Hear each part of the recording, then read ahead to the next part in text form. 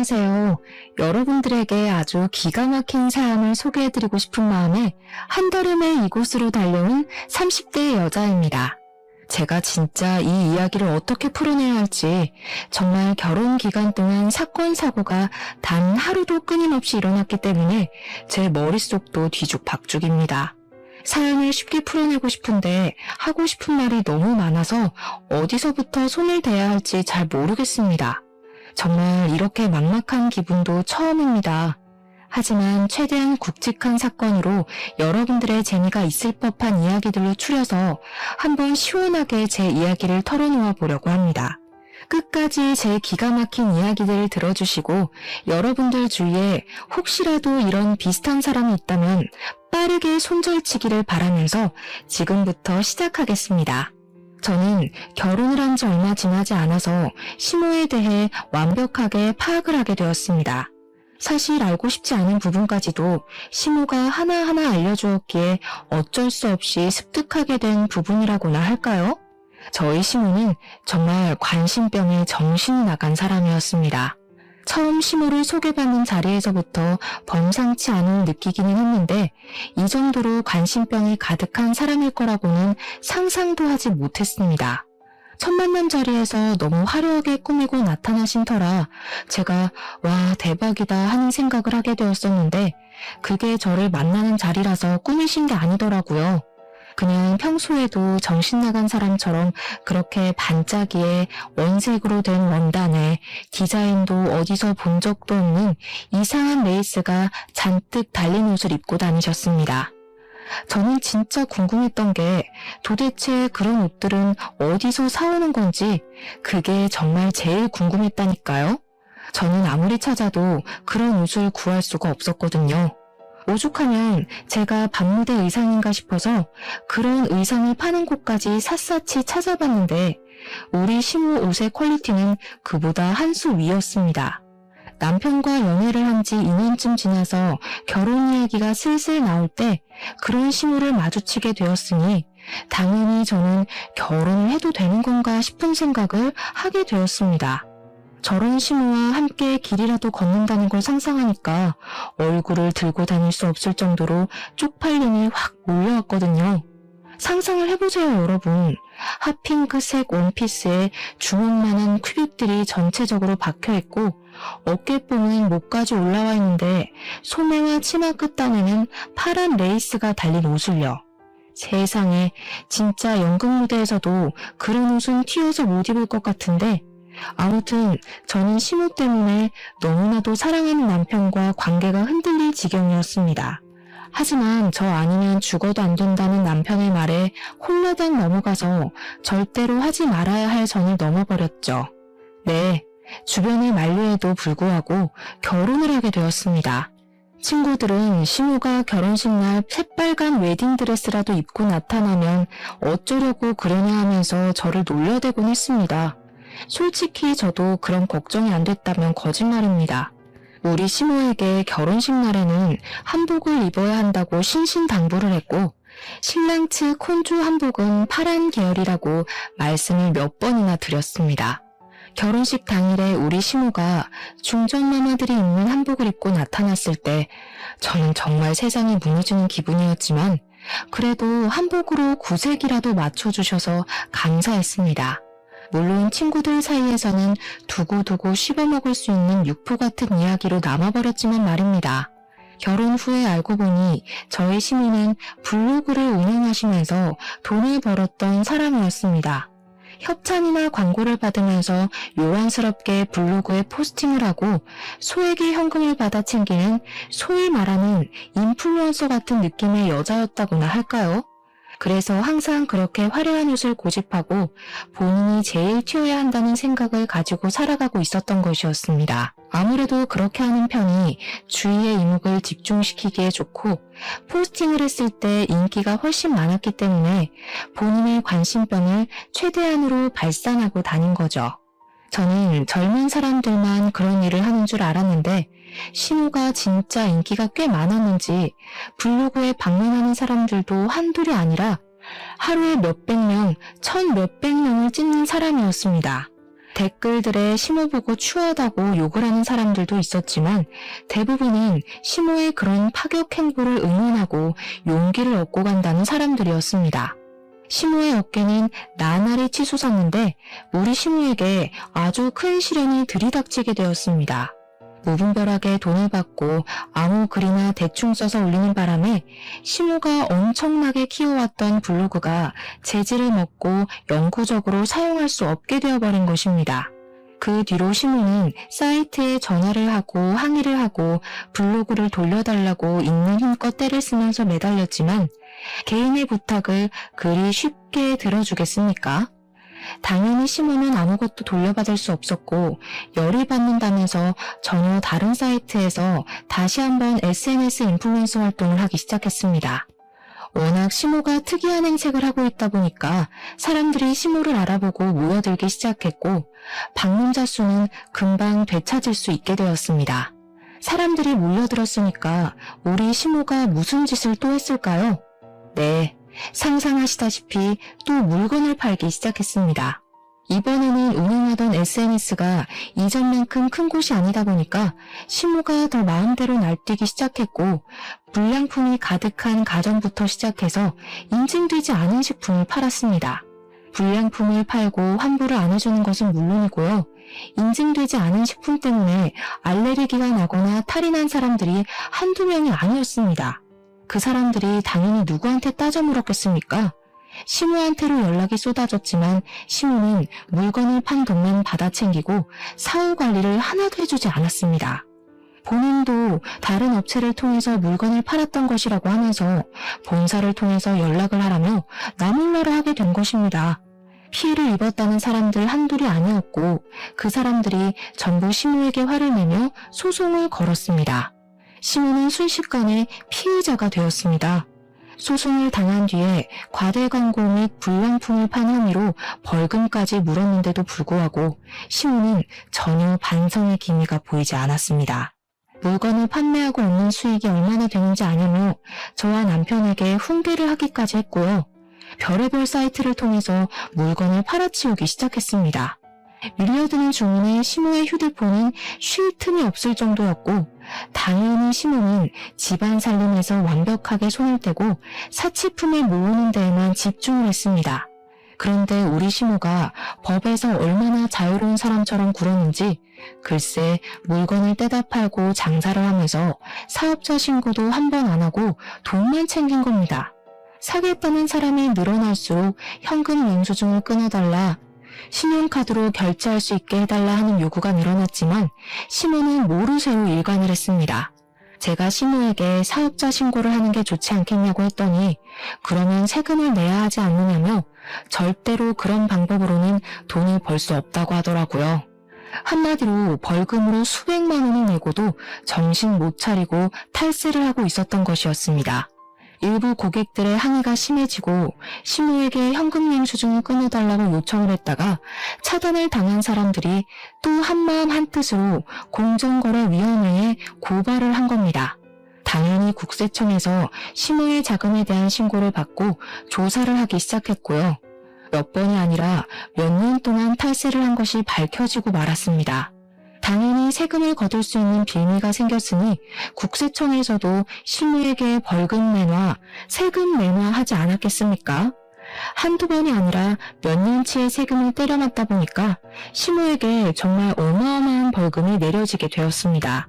시모는 갑자기 쏟아지는 벌금에 놀라서 시부에게 저와 남편에게 도움을 요청했지만 저희가 사실 도와줘야 할 의무가 없지 않겠습니까? 돈도 없었고요. 시모는 어떻게 가족끼리 이렇게 등을 질 수 있냐고 노발대발 하셨는데 그동안 벌었던 돈으로 저희에게 밥 한 번 사주신 적이 없는 분이 너무한 것 아닐까요? 오죽하면 나름 효자인 우리 남편까지도 시모한테 그거는 못 도와준다면서 벽을 딱 치고 연락도 받지 않더라고요. 시모는 억울해하면서 시부에게 도움을 요청했는데 그동안 시모가 하고 다니던 행색도 블로그를 운영하는 것도 마음에 들지 않았던 시부가 쌓아온 것들을 터뜨리셨습니다. 내가 쪽팔린다고 그런 식으로 행동하고 다니지 말라고 몇 번을 말했어. 내가 진짜 당신이 하는 짓에 진절머리가 난다. 아주 꼴도 보기 싫다고. 아니, 당신은 어떻게 마누라한테 그런 소리를 할 수가 있어? 내가 뭐 알았으면 잘했겠지. 모르니까 실수할 수 있는 거 아니야. 도와주라고.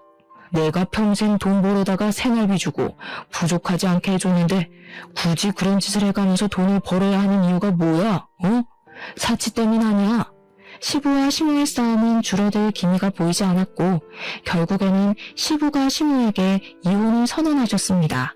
시모는 처음에 시부가 진짜 이혼 도장을 찍을 거라 생각을 하지 못했는지 당당하게 이런 허위안을 감싸주지 못하는 남자랑은 더 이상 살 이유가 없다며 이혼을 하겠다고 하셨습니다. 하지만 시부는 순도 100%의 진심이었고 오기로 버티던 시모는 결국 시부와 이혼을 하게 되었습니다. 이혼을 말리던 저희도 시부의 단호한 말에 어쩔 수 없이 수긍을 했습니다. 시부와 시모가 이혼을 하던 날 시부의 표정이 얼마나 홀가분하던지 진짜 자유를 찾은 사람처럼 보였달까요? 이 모든 일이 제가 결혼한 지 3개월 만에 일어난 일이었습니다. 진짜 제가 그 3개월 동안 하루도 빠짐없이 터지는 사건 사고에 탈모가 찾아올 지경이었습니다. 물론 남편에게 그동안 시부가 얼마나 마음고생을 했는지 화려한 간신병 시모를 데리고 다니면서 얼굴을 들고 다니지 못한 날이 얼마나 많았는지 다 전해 들었었습니다. 솔직히 속으로는 언젠가 시부와 시모가 이혼을 하지 않을까 하고 생각을 하기도 했었습니다만 그게 3개월 만에 일어나게 될 줄은 전혀 몰랐습니다. 저희 부모님께 어떤 식으로 시부모의 이혼을 전해야 할지도 모르겠고 정말 쪽팔려서 이걸 꼭꼭 숨겨야겠다고 생각하기도 잠시 저에게 아주 기가 막힌 일이 터졌습니다. 그건 바로 시부가 시모를 무일푼으로 자기 집에서 나가라며 쫓아낸 바람에 오갈 곳 없는 시모가 저희 집으로 찾아와서는 당당하게 방을 내놓으라고 하신 겁니다. 어느 날 갑자기 찾아온 시모는 저에게 재앙을 가져다 주었습니다. 도대체 그동안 벌었던 그 많은 돈들이 다 어디로 사라졌는지 궁금했다니까요.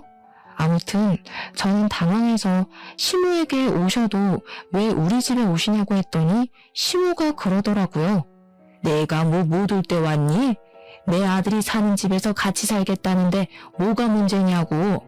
시모는 자연스럽게 잔뜩 들고 온 짐을 어디다 풀어야 하냐고 물어보셨고 저는 그런 시모를 멍하니 바라보고 있는데 남편이 대뜸 옆에서 짐을 가져가더라고요. 작은 방에서 지내는 게 좋겠다면서 그 무거운 짐을 턱턱 들어서 작은 방으로 옮기고는 시모 덮고 잘 이불을 가져오라는데 제가 무슨 소리를 들은 건가 싶었습니다. 신혼 5개월 만에 벌어진 일이라 저는 일단 아무런 대처도 할 수 없었습니다. 같이 부대 끼고 산 지 몇 년이 되었다면 제 의견을 피력하기 훨씬 쉬웠을 겁니다. 하지만 결혼한 지 얼마 지나지 않아 터진 소송에 탈세 혐의, 시부와의 이혼, 그리고 짐 싸들고 집으로 찾아온 것까지 제가 감당하기에 너무 벅찼습니다. 저는 당연히 시모가 며칠만 있으면 집을 얻든 아니면 시부네 집으로 가든 어떻게든 처리가 될 것이라고 생각하고 딱 일주일만 참자는 생각으로 버텼습니다. 응당 사람이라면 아들 부부가 사는 집에서 눈치가 보여서라도 오래 못 있지 않겠습니까? 제가 대면대면하게 대하면 시모도 불편함을 느낄 거라고 생각을 한 거죠. 물론 저의 그 모든 생각이 아주 안일한 생각이었다는 걸 뒤늦게 깨닫게 되었지만 말입니다. 여보, 나랑 상의도 없이 어머님을 집에서 지내라고 하면 어떡해? 내가 불편할 걸 생각도 안 해봤어? 당신이야, 당신 어머니지. 나한테는 시어머니야. 우리 엄마 SNS 중독자인 거 몰라서 그래? 신경 쓸 거 하나도 없어. 그냥 엄마 알아서 할걸? 그래도 나한테는 시어머니니까 내가 당연히 눈치 보게 되지 않겠냐고. 그럼 어떡하라는 건데. 엄마 보고 길에서 자라고 해? 아들 집에 남는 방이 떡하니 있는데. 남편의 말 또한 반박하기 어려운 말이라서 한 번만 참아보자 하는 마음으로 버티기 시작했습니다.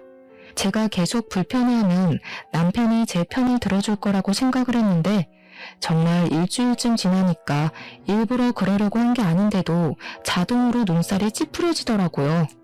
집이 개판도 이런 개판이 될 수 있나 싶을 정도로 어지러워지기 시작했습니다. 저는 정말 최소한의 물건만 두고 살자는 주의거든요.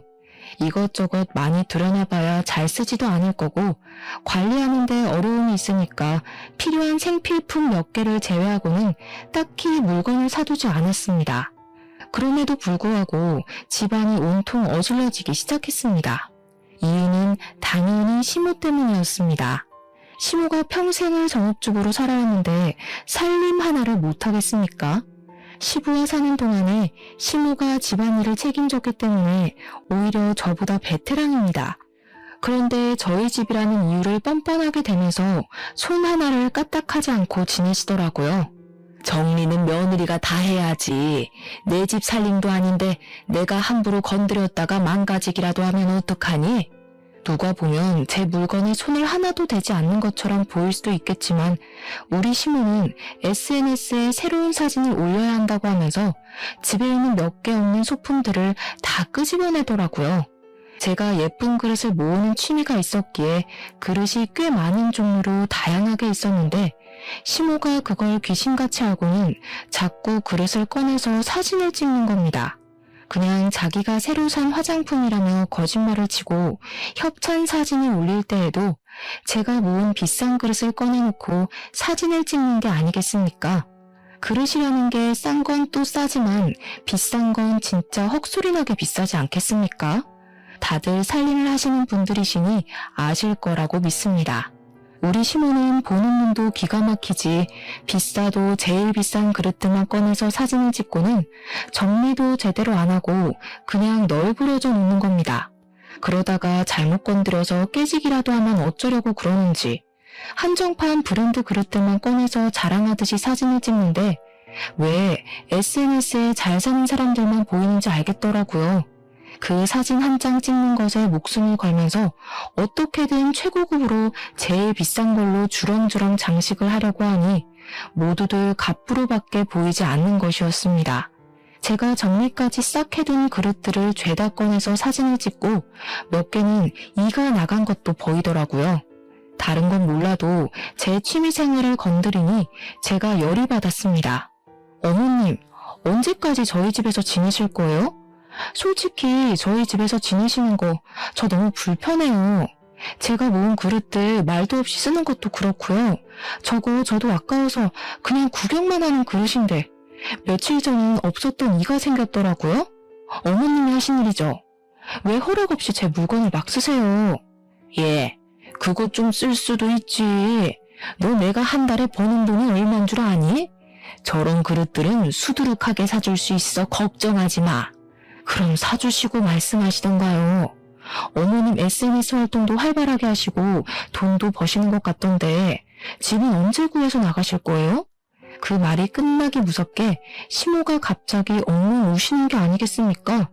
저는 처음에 너무 당황스러웠습니다. 눈물만 뚝뚝 흘리시는 게 아니라 엉엉 소리를 내서 우셨거든요. 물론 그것 또한 자기가 불리한 상황이 들이닥치니 저절로 나오게 된 생활 연기라는 걸 나중에 알게 되었습니다. 그때는 꿈에도 몰랐었어요. 그게 연기인지. 시모는 바로 남편에게 전화를 걸어서 말도 안 되는 소리를 하며 저를 모함하기 시작하셨습니다. 그것도 제가 보는 앞에서 천연덕스럽게 없는 말을 지어내시더라고요. 예, 아들아. 며느리가 글쎄 나한테 집에서 나가란다. 내가 갈 곳이 어디 있다고 나를 내쫓는 거라니? 아들이랑도 상의된 내용인 거 맞지? 뭐? 며느리 혼자 독단적으로 결정을 한 거라고? 아이고, 내가 서러워서 살겠나? 나가 죽어야지. 그날 저녁에 퇴근하려고 돌아온 남편이 저를 붙잡고 성질을 팍팍 부리는 겁니다. 그도 그럴 것이 시모가 틈만 나면 남편에게 전화를 걸어서 며느리가 나를 내쫓는단다, 나보고 나가란단다, 나는 어디서 먹고 자냐면서 난리를 쳤거든요. 우리 엄마 보고 집 나가서 살라고 했어? 어떻게 우리 엄마한테 그런 소리를 할 수 있냐? 우리 엄마가 불쌍하지도 않아? 돈도 잘 버시는 것 같은데 집 언제 구하실 거냐고 물어본 거야. 나가라고 한 적 없어. 그리고 불쌍? 눈치 보면서 하루 종일 집 치우는 나는 안 불쌍하니? 너한테나 너네 엄마지. 우리 엄마가 만약 이런 상황이었으면 사위 눈치 보여서 집에 찾아오지도 않았을 거야. 남편과 제가 냉전을 하게 되면서 시모는 제가 한풀 꺾인 것이라고 생각을 했는지 더욱더 날 뛰어다니기 시작하셨습니다. 인플루언서 생활을 하면서 알게 된 친구들이 한둘이 아니더라고요. 그 친구들이랑 무슨 술을 그렇게 허구한 날 마셔대는 건지 아들 집에서 산다는 자각이 없으신 것 같았습니다. 술을 마시고 뭐 밤 10시, 11시에 들어오면 저도 시모가 스트레스 풀려 나가는구나 하고 말겠죠. 근데 매번 새벽 2, 3시에 들어오시는 게 아니겠습니까? 도대체 친구분들도 뭘 하시는 분들인 건지 그 시간이 되도록 집 밖에 싸돌아다닌다는 게 말이 됩니까? 그것도 나이도 지긋하신 분들이. 더 기가 막힌 건 말입니다. 우리 시모의 술버릇이 고성방가를 지르는 것이랍니다. 집에 와서 새벽 2, 3시에 샤워를 하면서 노래를 불러대는데 오죽하면 아파트 경비실에서 안내방송이 나오더라니까요. 새벽에 샤워를 하면서 노래를 부르는 일을 멈춰달라고 말입니다. 제가 남보기 부끄러워서 얼굴을 들고 다닐 수가 없었습니다. 정말. 저도 다음날 출근을 해야 하는 사람인데 시모가 매번 고성방가를 질러대니 잠이나 푹 자겠습니까? 남편은 한 번 자면 업어가도 모르는 사람이라 푹 잘만 자더라고요. 그것도 너무 짜증나고 괘씸하게 느껴졌습니다. 제가 결국에는 귀마개를 사서 귀에 꽂고 잠을 자기 시작했습니다. 거기다가 맞벌이라는 자각도 없는 것인지 반찬 투정도 미치도록 하시더라고요. 집안일은 여자가 해야 된다는 사상은 언제쯤 버릴 건지 저한테 잔소리. 그렇게 제가 하는 일이 시원치 않으면 시모 본인이 직접 하면 되는 일인데도 저한테 모든 일을 미루고 시키셨습니다. 너네는 맞벌이 부부씩이나 되면서 돈이 궁핍하니? 고기 좀 사 먹자. 고기 좀 구워와봐라. 어떻게 된 게 집에 햄도 하나 없니? 내가 참치 통조림이나 먹으면서 버텨야겠어? 너네는 나에 대한 배려가 전혀 없다. 도대체 나이가 몇 갠데 아직도 햄만 찾으면서 반찬 투정을 한단 말입니까? 이런 시모와 수십 년을 함께 살았던 시부가 존경스럽게 느껴질 정도였습니다. 두 분이 이혼을 한 이후에 제 삶이 완벽하게 달라졌다고 말해도 과언이 아닐 정도였으니까요. 저는 그날 이후로 항상 냉장고에 햄과 소시지를 사다 놓기 시작했고 언제든지 시모가 간단하게 먹을 수 있는 반찬들을 구비해야 했습니다. 남편과 시모는 저의 노력을 어느 날부턴가 당연스럽게 생각했고 제가 일이 바빠서 준비를 하지 못하는 날에는 둘이 동시에 저에게 투정을 부리더군요. 물론 투정을 가장한 빈정거림이었기에 저의 인내심에는 한계가 찾아왔고 저는 더 이상 참아야 할 필요성을 느끼지 못해 눌러 쌓아둔 것을 터뜨리기로 결심했습니다. 그 뒤로 타이밍만 보면서 남편과 완전히 냉전인 상태로 지내고 있었습니다. 집도 반반, 결혼 딱딱 맞춰 했는데 왜 시모를 모시고 살아야 한다는 건지 어이가 없었죠. 제가 전생에 나라를 팔아먹은 이완용이었나 생각까지 하게 되었습니다. 분명 연애하고 결혼을 결정할 당시만 해도 이런 일이 생길 거라고는 상상도 못했으니까요. 제가 언젠가 터뜨리려고 눈치만 보고 있는데 우리 시모는 그런 분위기 파악조차 못하는 건지 무슨 택배를 허구한 날 시켜대는 게 아니겠습니까? 제가 이 많은 상자들은 다 뭐냐고 시모한테 은근히 눈치를 주면서 돈 있으면 물건 사는데 사치를 그만하고 집을 구해서 나가라는 식으로 둘러 말했습니다. 그러자 시모는 저에게 이 제품들은 전부 돈 주고 산 게 아니라 협찬을 받은 거라고 하면서 SNS에 올려줘야 하는 물품이라고 하더라고요. 협찬은 개뿔. 누가 명품 액세서리를 협찬으로 준단 말입니까? 시모가 연예인도 아니고 정말 모든 사람이 다 알만한 유명인도 아닌데요. 자기 돈 주고 샀는데 그 돈 어디서 났냐고 제가 추궁할까봐 거짓말로 하는 걸 제가 모를 것 같았나 봅니다. 세금을 때려맞은 이후로 SNS에서 물건을 파는 일도 그만두었는데 도대체 무슨 돈이 생겨서 사치를 부리는 건지 상당히 궁금했던 시기였습니다. 그날도 어김없이 택배가 수두룩하게 도착을 했고 시모가 택배를 다 뜯은 뒤에 사진 촬영을 한다고 물건을 그릇 위에 올리다가 그릇을 깨물었습니다. 제가 제일 아끼는 한정판 브랜드 그릇으로 한 개에 지금은 100만 원 호가하는 제품이었기에 저의 인내심은 완전히 바닥이 났죠. 브랜드 값만 몇십만 원이라더니 그릇은 쓰레기나 다름없네. 이렇게 쉽게 깨져? 어미야, 와서 이것 좀 치워라. 저는 뻔뻔한 시모의 작태를 참기 힘들어 그 길로 뒤도 돌아보지 않고 시부를 찾아가서 그동안 저희 집에서 있었던 모든 일들을 낱낱이 고했습니다. 제 이야기를 전부 전해들은 시부는 부글부글 끓어오르는 화를 숨기지 않으며 저희 집으로 가자고 하셨고 저는 시부와 함께 집으로 돌아왔습니다. 남편이 퇴근하고 돌아왔는지 시모랑 같이 TV를 보면서 과일을 처먹고 있다가 시부와 제가 함께 들어가니 놀라서 벌떡 일어서더라고요.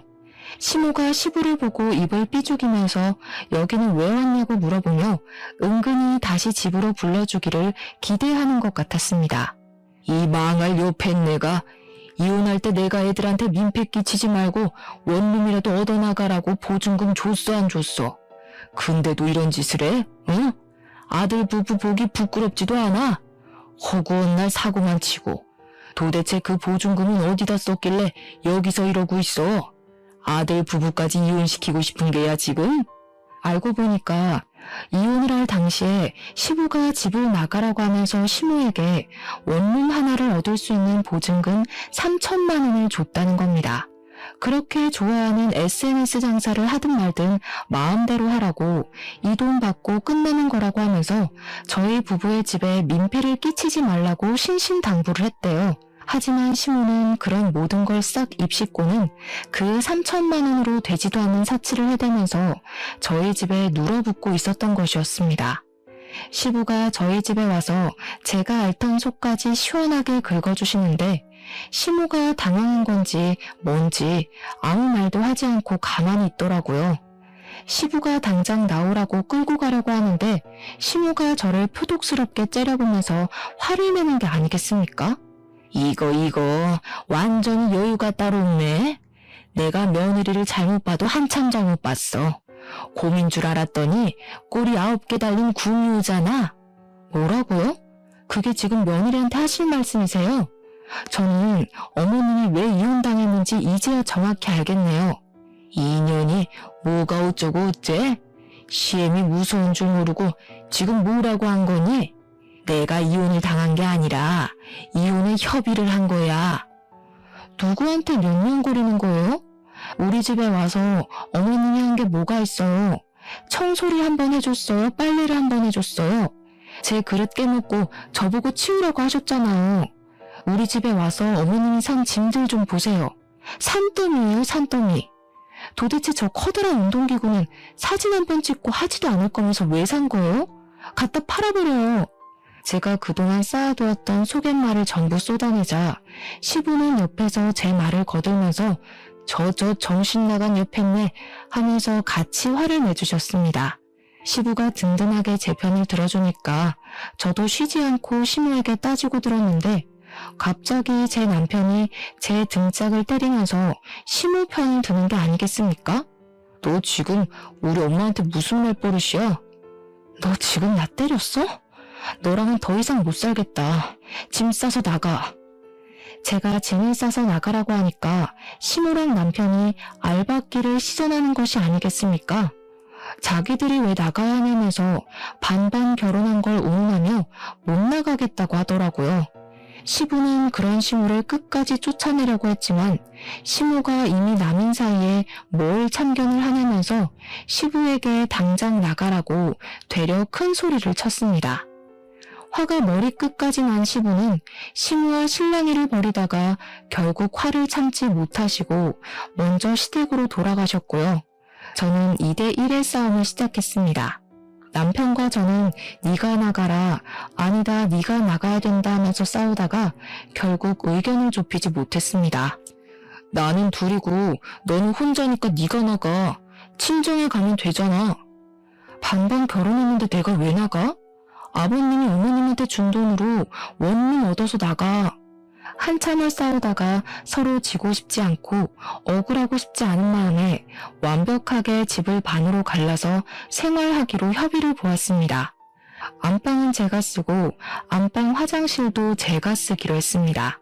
거울 화장실이랑 작은 방 2개는 남편과 시무가 쓰는 것으로 협의를 보았습니다.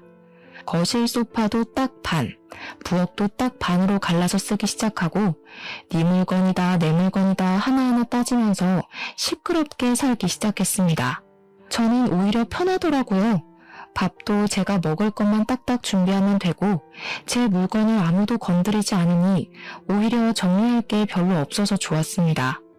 그렇게 말도 안 되는 냉전 상태로 버티기를 3주쯤 지났을 때였습니다. 잠깐 편의점에 갔다가 집에 돌아갔는데 시무가 제 화장실에서 뭔가를 들고 나오는 게 아니겠습니까? 꼬투리 잡을 게 생겼다 싶어서 달려가 시무 손을 확 잡아챘더니 글쎄 손바닥에 제가 아껴 쓰는 엄청 비싼 헤어 트리트먼트 한 덩어리가 있지 않겠습니까? 얼마나 어이가 없던지. 그렇게 사치를 즐기면서 헤어 트리트먼트 살 돈은 없는 건지 싶어서 제가 비웃음을 피식 흘렸습니다. 제가 손바닥에 짜낸 트리트먼트를 덜어내고 짜증나서 제 맨머리에 발라버렸더니 시모가 기겁을 하면서 부들부들 떨더라고요. 제가 그렇게까지 치사하게 굴 줄 몰랐던 건지 시모가 어이없어 하는데 그 표정이 너무 웃겨서 진짜 통쾌할 지경이었다니까요. 제 물건을 함부로 건드리지 마시죠. 언제 남이 될지도 모르는 사이에 말하는 싹수하고는 그렇게 치사하게 굴다가는 대머리 된다. 그건 어머님이 더 걱정하셔야 할 것 같은데 저 머리숱 엄청 많아서 괜찮아요. 그리고 제가 치사하게 된 이유를 생각해 보시면 좋겠네요.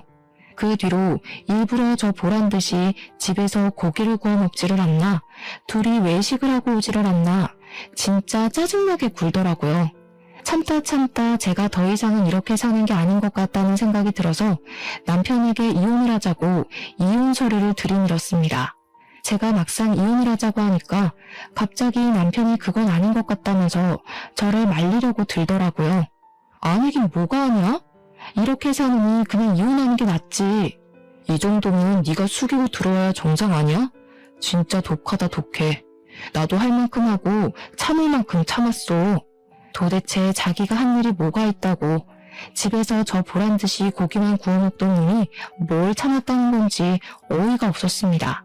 이혼을 하자고 선언한 이후에 저희는 눈도 마주치지 않게 되었는데 우리 관심병 말기 환자인 시무가 글쎄 SNS에 요즘 유행하는 거라며 강아지를 하나 데려온 게 아니겠습니까? 요즘 뭐 반려동물을 데리고 키우는 모습을 보여줘야 댓글이나 조회수가 늘어난다고요. 책임도 지지 못할 강아지를 키우겠다는 겁니다. 저 진짜 졸도해버리는 줄 알았습니다. 갑자기 개를 키우겠다고 하니까 당연히 정신 나가지 않겠습니까? 거기다가 이 개가 시무를 닮아도 쏙 빼닮은 겁니다. 조금만 해가지고 이를 드러내면서 하루 종일을 컹컹 짖어대는데 더 이상은 못 살겠다 도망가자 싶었습니다. 하지만 여러분, 제가 이대로 그냥 도망가면 되겠습니까? 최고의 복수를 하고 뒤도 돌아보지 않고 떠나기로 결심했습니다. 저는 고민 끝에 어떤 복수를 할까 생각하다가 언젠가 전해 들었던 반려동물로 부부싸움을 했다는 사연을 떠올리게 되었습니다. 그 사연으로 말할 것 같으면 남편이 거미랑 뱀 이런 걸 키워서 와이프랑 이혼을 하게 된 이야기로 기억하고 있었는데 저도 뱀이나 거미를 키워야겠다고 마음을 먹은 것입니다.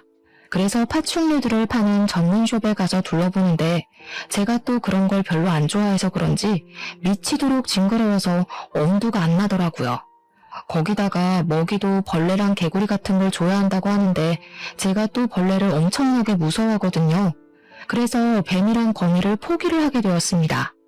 한번 입양을 하면 평생을 키워야 하는데 제가 뱀과 거미를 책임질 자신이 없었습니다.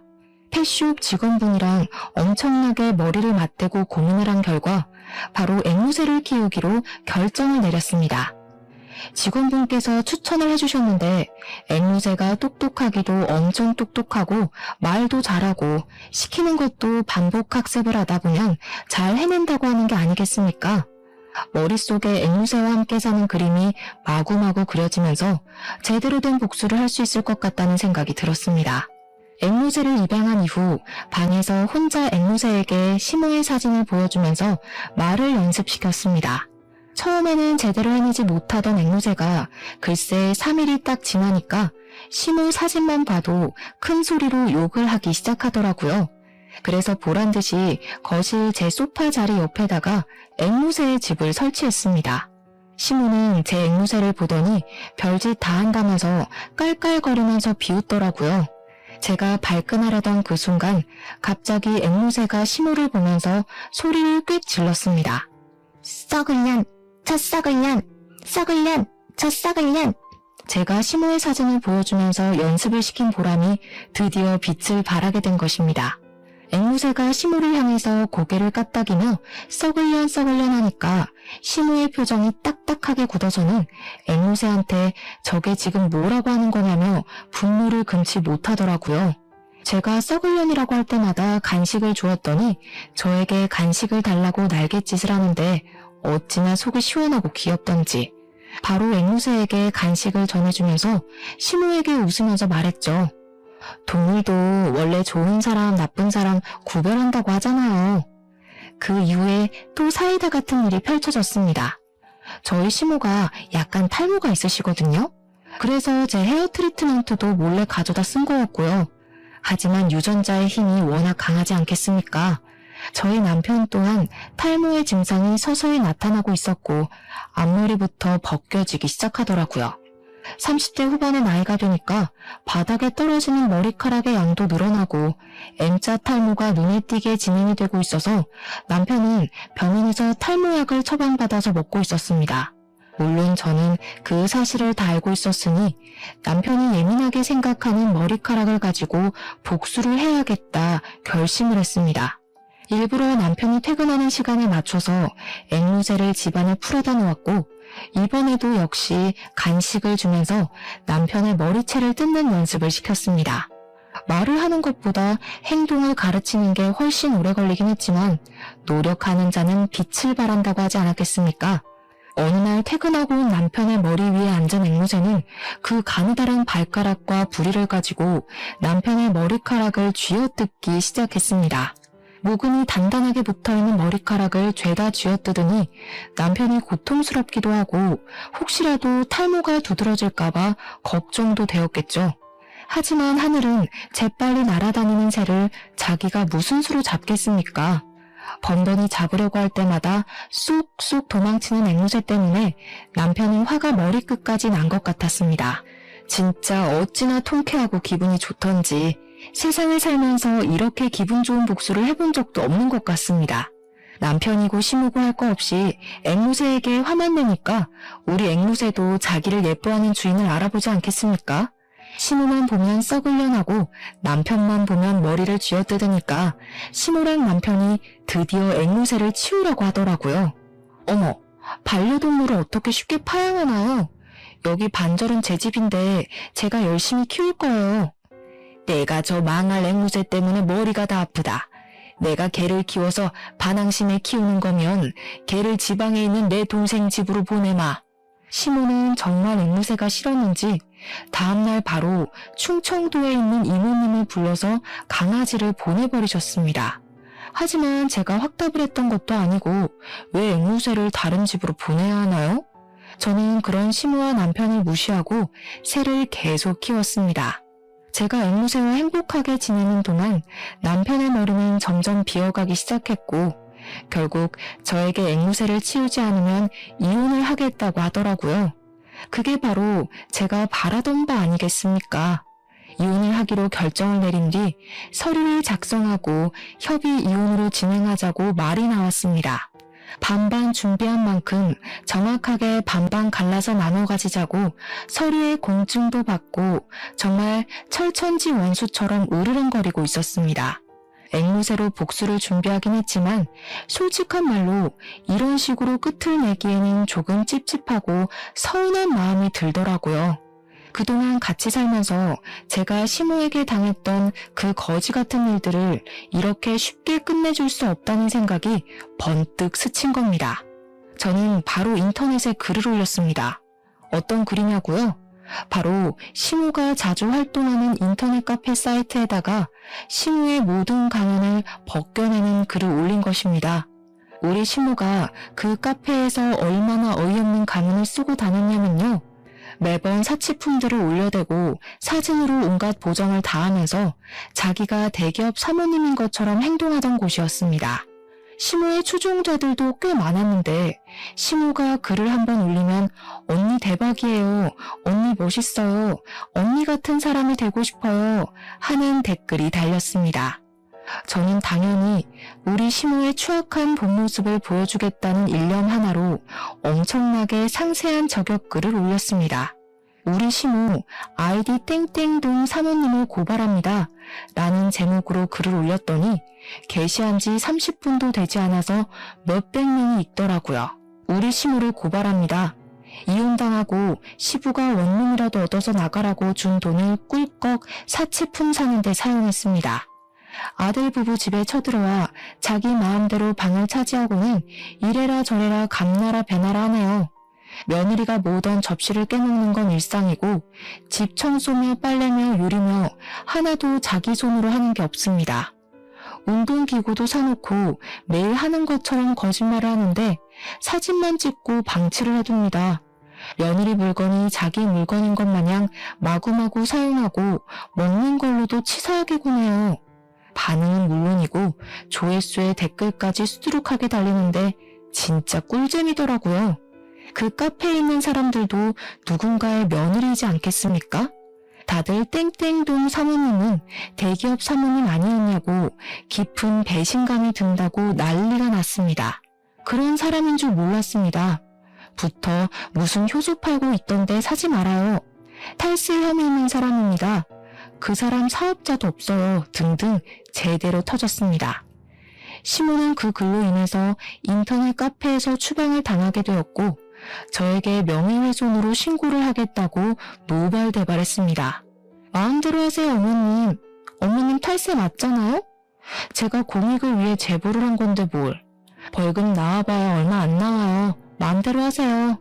거기다가 그 글이 쑥쑥 퍼져 남편의 회사에서도 꽤 이슈가 되었나 보더라고요. 저는 은근슬쩍 남편 회사 인트라넷 게시판에도 그 글을 올렸습니다. 약간의 내용을 수정해서 그 글의 주인공이 우리 남편의 어머니라는 것을 알아볼 수 있게 말입니다. 슬쩍 남편이 제 편을 들지 않았던 것까지 추가를 하니 우리 남편 이미지도 완전히 나락으로 떨어졌습니다. 속 시원한 복수를 하고 나서 저에게 달려드는 그 둘을 완벽하게 제지하고 저는 이혼을 했으며 정확하게 반반 나눠 재산을 챙겼습니다. 시모랑 남편은 그 반을 가지고 어디서 뭐라고 사는지 모르겠지만 이제 분풀이할 대상도 없고 부려먹을 대상도 없으니 둘이 치고받고 싸우겠죠. 똑같은 모자 관계에는 틀림없으니 오래오래 행복하진 못할 것 같습니다. 저는 솔로가 되어 요즘 제가 하고 싶은 거 다 하고 먹고 싶은 거 다 해먹으면서 행복하게 살고 있습니다. 자유라는 게 이렇게도 기분 좋은 것이더라고요.